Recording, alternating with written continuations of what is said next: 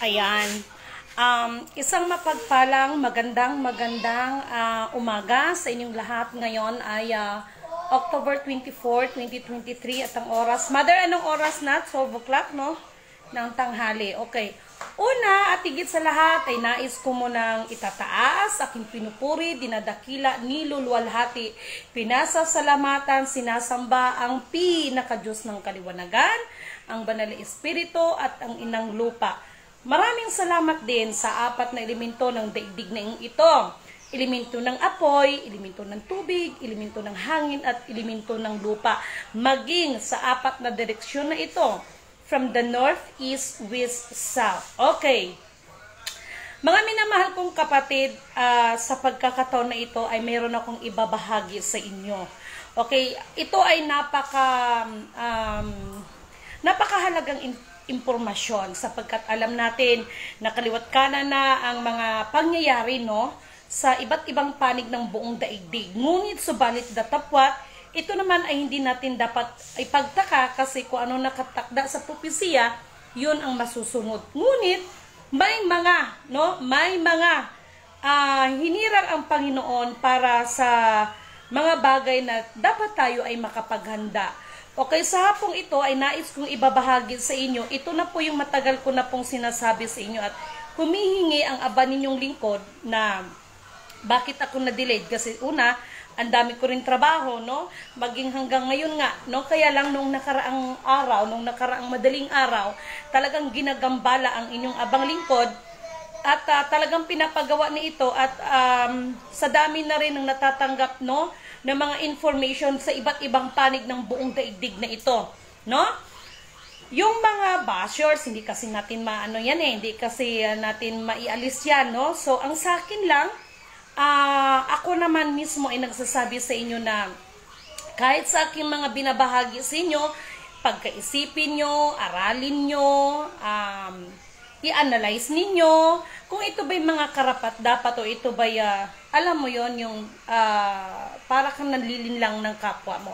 Kasi alam nyo mga kapatid, sa totoo lang, alalahanin ninyo si Lidimin ay walang itinayong anumang mga grupo o anumang itinatag na organisasyon, foundation, sikta. Wala akong itinatag. So, parang panahon lang ni Kristo yan noon sa kanyang kapanahunan. Okay, sa pagkakataon na ito na po siya guys, no? Kung nakikita ninyo, ito yung sinasabi kong pula na tela, no? At binabalaan ko lahat ng aking mapagbigyan nito, huwag ninyo itong gayahin, okay? Kasi napakasagrado ang mga sulat bawat dyan. Okay, napakasagrado po yan, no? So, marami ang nagtatanong ko anong klaseng sulat na ito. Guys, bata pa ako, mga edad ako ng 9 years old. Ito yung sinasabi ko sa inyo na hindi siya panaginip, ha? Nakapasok ako sa isang kubo lang siya kung titingnan sa labas. Pero pagpasok mo, mala Encantadia ang dating. Tapos, nakita ko yung libro doon na malaki siya, may gold star siya sa gitna. So, that time na yon ay dapat ay bubuksan ko, kaya lang si code 411 ay lumabas at sinabi niya na anak, wag mo munang bubuksan yan, ngunit subalit datapat, darating ang takdang panahon, ikaw ang gagawa niyan. So, ito lang, no? Siguro mga 2 years ago, no? After nung talagang gin-train ako ng Kuya Emmanuel ko. So, this is it na mga guys. Ito yung isa sa mga ibabahagi ko sa inyo, no? Ito yung sulat na yan, hindi yan pangkaraniwan. Maraming nagtanong sa akin kung ano yung purpose ng pulang tela na yan. Alalahanin nyo mga kapatid, ha? Ako po mga minamahal ninyong kapatid, sandali lang. Mother, I need, where is my, sandali, ipagpauman ninyo mga kapatid. Where is my, sandali ha, sorry ha. Hay nako, no? Mother, where is my, this one, no? Pagpaumanin ninyo, okay? So, yun siya mga kapatid, no? Sorry, kailangan kong pumunta dito na area kasi lobat ako, okay? Yung sulat na yon ay napakasagrado po niyan, okay? Hindi po yon basta-basta na sulat, kaya mahina ang lalo pat mga kapatid, at ako'y ang inyong abang lingkod ay nakakatanggap ng iba't ibang mga information regarding po dyan. Actually, hindi to informasyon na tungkol lang sa mga gera. Kahit po sa mga himpapawid, no? Maaring yung iba ay talagang makapag-isip, no? Ayan, pasensya na kasi nawawala yung signal natin. So, ayan yung mga mahal na kapatid, kasi yung bagay na yan, actually kung tutusin, ano, hindi lang po tungkol sa mga gera na monitor natin. Kahit po pang kalawakan niya, no, ito, meron na naman tataas ang kilay nito. Hindi niya kasi matanggap ito eh. No, na merong isang katulad ni Lady Men na mangmang sa kanilang paningin, no? At talaga lang naman. So, but anyway, I cannot please everybody. Alalahanin ninyo, itong mga ginagawa ko ay para ito sa inyo. Ito ay nasa inyo yon kung maniniwala kayo sa akin o sa hindi. Basta in my part, ginawa ko ang trabaho ko. Okay. Yung pulang tila na yon, no? Meron talagang darating na ano. Alam niyo, meron talagang darating na salot. At yung pulang tila na yan, mapapakinabangan yan sa habag at kalooban ng Panginoon. Kapag meron ka niyan, kung ano man ang salot na yon, parang panahon lang yan, ng panahon nila Jericho, no? At saka yung dugo, yung pintuan may dugo, sign ng dugo, no? Lalagpasan ka ng salot na yun. So, alam nyo guys, matagal na kasing pinagawa sa akin yan eh. So, ito ginagambala na ko. At take note ha, alam nyo mga mahal kong kapatid, yung sinasabi na ano na yan, yung mga gira-gira na yan, mas may matindi pa pong gira, no?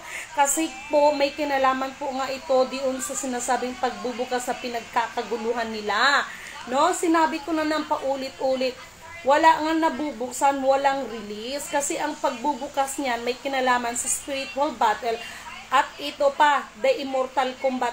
Yung tela na pula na yon, para yon sa immortal combat. Kasi guys, sa totoo lang, ay nako, no? Hindi ko ma-imagine ito. May mga iba't ibang nilalang talaga, promise, no? At doon nakikita ko sa system, no? At kung itugma mo ito sa biblically, no? Lalo na sa bukog pahayag, nandyan talaga siya. Ako kasi, kung ano yung nasa system na sinasabi ko guys, sa totoo lang, gustuhin ko man ibahagi ito, kaya lang may mga taong mapagsamantala. No, mas lalo nilang nililito ang utak ng tao. Like for example, the Game of Thrones. Dati wala namang hindi nila nababanggit yan, pero nung binabanggit ko, ayan, nagbabanggit na naman sila. Lalo na yung kasagsagan ng divine wealth at divine government. Kung hindi ko binabanggit yung divine covenant, hindi nila binabanggit yan. So, dapat pagkaisipin ninyong maigi yan. At yung sinasabing paghilom, ibig sabihin manahimik ako dahil tapos na. Wala, masasabi niyong tapos na kapag yan to ay nabuksan na. Pag sinabi kasing nabuksan na, no, tahimik na, wala ng gera. Yun po yung, diba, sinabi ko na nga sa inyo, tandaan ninyo ha, kapag ang logo ng PNB ay ang matitiran lang dyan ay lion, ibig sabihin, yun yung sinyalis ng tapos na. So, ito bang mga bagay na ito guys, no? This is not my own understanding. This is all about program in the system, no? Kaya ko siya nawiwika. Kasi kung si Lady Min lang, aside from binibigyan tayo ng karunungan ng Panginoon, lahat ng yan was already in the system, no? Katulad ng sinasabi ko, maging ako, na-amaze talaga ako. So, ano't ano man, kaya nga ito binabahagi ko sa inyo kung ano ang karunungan na ipinagkaloob. No, alalahanin niyo si Lady Min, wala akong itinatag na sikta. Wala akong itinatag na anumang organization, mga foundation ng kung ano-ano. At higit sa lahat, walang gikuliktas Lady Min sa inyo. No? Isipin nyo na lang yung panahon nila Noe. No? Isipin nyo na lang yan. No? Hanggang sa pinagtawanan siya in how many years, kasi sinasabihan siya na nabubuang na siya kasi nga ilang taon, no? Gawa siya ng arka, pero nung dumating na yung panahon na yun, ayun, no? So, yung mga, guys, itong magtrabaho, no?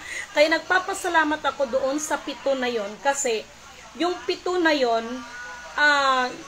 talagang makikita mo sa kanila, no? Grabe talaga, pagkapili at ano nun, nung pagkapili at pagka talagang, alam mo yung pino, no? At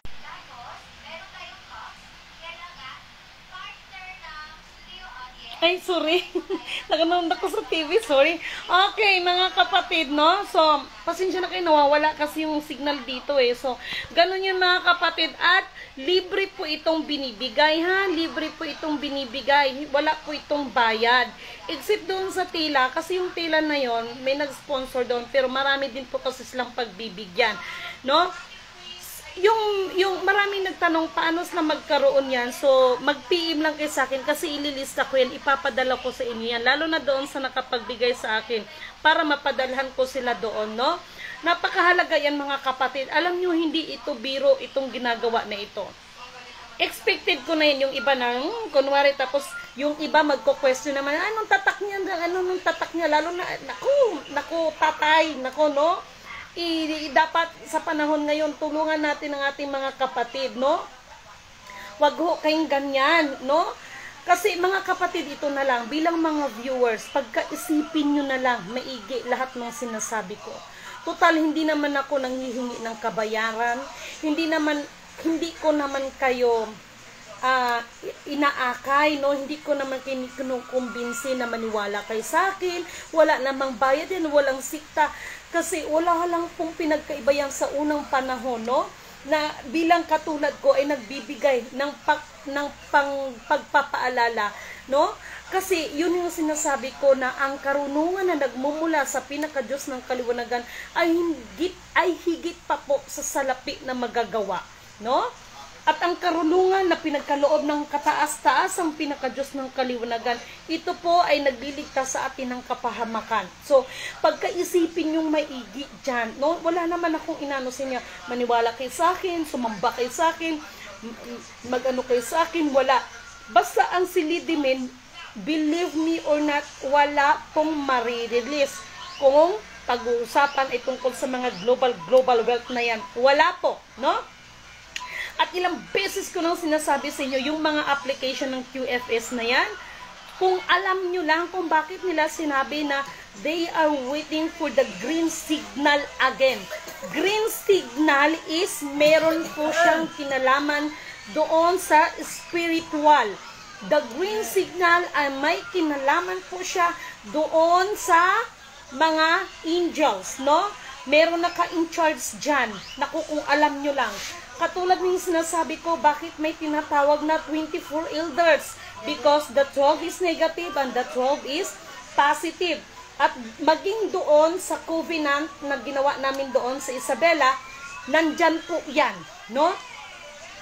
Napakaliwanag. Hindi, itong mga sinasabi ko ay hindi po to sarili kong kaisipan lamang, no? Kung hindi nandyan